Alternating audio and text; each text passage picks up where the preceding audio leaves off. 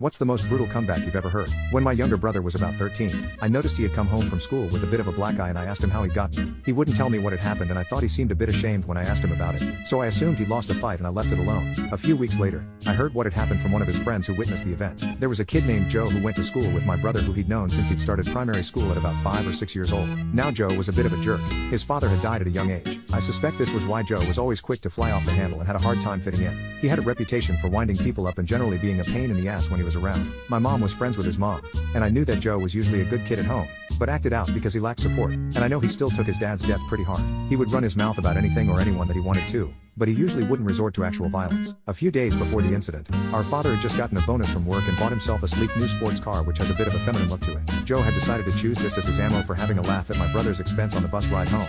Joe said, "Hey, does your dad do his nails and style his hair? He's driving a girl's car." My brother replied with, "What does